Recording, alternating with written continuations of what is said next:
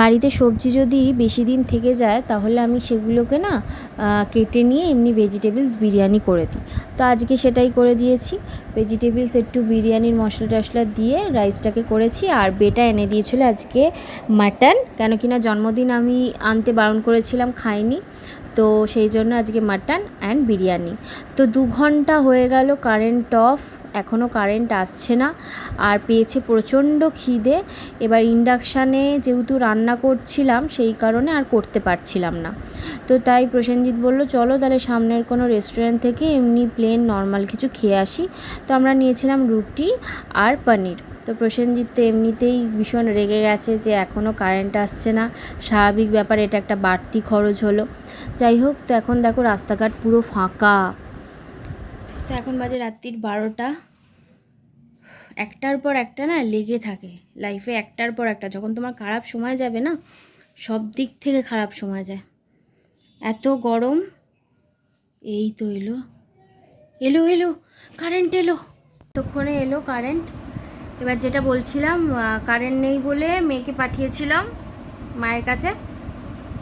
তা ওখানে খেলতে খেলতে দেওয়ালে মাথা ঠুকে গেছে, দিয়ে হালকা একটু কাট এসেছে মাথায়, এরকম আলুর হয়ে ফুলে গেছে, দিয়ে হালকা একটু কাট এসেছে। সঙ্গে সঙ্গে আবার ডাক্তারকে ফোন করা হলো। ডাক্তার বললেন যে নোটিশ রাখতে, যাতে বমি হয় কি না হয়। ওপর থেকে তো পড়েনি, ঘুরছিল, মেরিগ্রো রাউন্ড না কি সামথিং খেলছিল একা একা, দিয়েই মাথাটা দেওয়ালে ঠুকে গেছে। যাই হোক, তাও বললো আইস প্যাচ দিতে আর থম্বোফব লাগাতে আর কী করতে, নোটিশ রাখতে। ঠিক আছে, এতক্ষণে কারেন্ট এলো। একটার পর একটা, একটার পর একটা। সকালে আজকে হয়েছে মেয়ের ব্লাড টেস্ট, কারণ মেয়ের গ্রোয়িং পেন ভিটামিন ডিটাও কম ছিল আগের বছর। তো এই বছর আর ইয়ে করা হয়নি, পরীক্ষা করা হয়নি, সেই জন্য করে নিলাম। তো ঠিকঠাক। এবার সকালে ওরকম, এবার মানে কী বলবো, একটার পর একটা লেগে আছে না, মানে আমার নিজেরই না বিরক্ত লেগে যাচ্ছে। এক এক টাইমে আমি সত্যি দেখেছি এরকম সিচুয়েশান আসে যখন তোমার সব দিকটা খারাপ যায়, সব দিকটা। মশারি টশারি এখন ওরকম আছে, মানে গরমে ঘুমও পাচ্ছে প্লাস শুতেও পাচ্ছি না, একটা বাজে অবস্থা।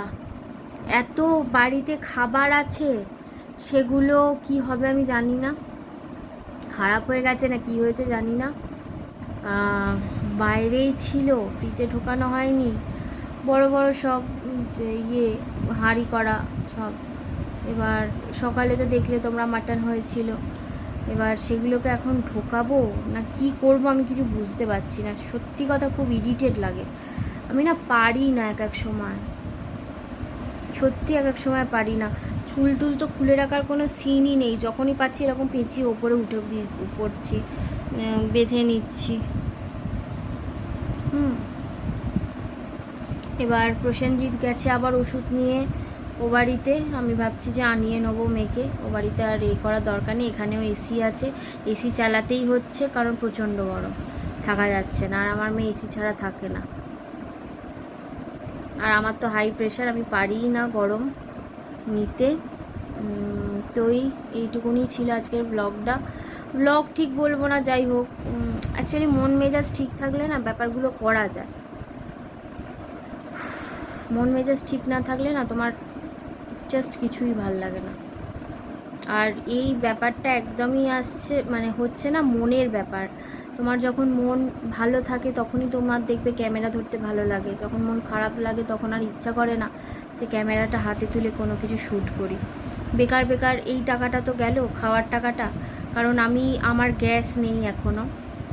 এবার ইন্ডাকশানে রান্না করছি, কারেন্ট ছাড়া ইন্ডাকশানটা হবে না। এবার যে গরম করব সেইটা করতে পারলাম না। হ্যাঁ, তার উপরে প্রচণ্ড গরম, মানে শরীর খারাপ হয়ে যাচ্ছিল আর কি। এবার রাত্রিরে কি খাবো, তো প্রত্যেকটা জায়গায়ও কারেন্ট অফ। তো সেই কারণে গেলাম, একটুখানি খেলাম, সেটাতেও তো বাড়তি টাকা, বলো যেটুকুনি হোক না কেন। সকালে মাটন খেয়েছি, রাত্রিরে আবার যাই হোক পনির নিয়েছিলাম। যাই হোক, নেক্সট ব্লগে তোমাদের সাথে আবার দেখা হবে। তোমরা সবাই ভালো থেকো, সুস্থ থেকো, আর আমার পেজটাকে ফলো করে দিও। টাটা।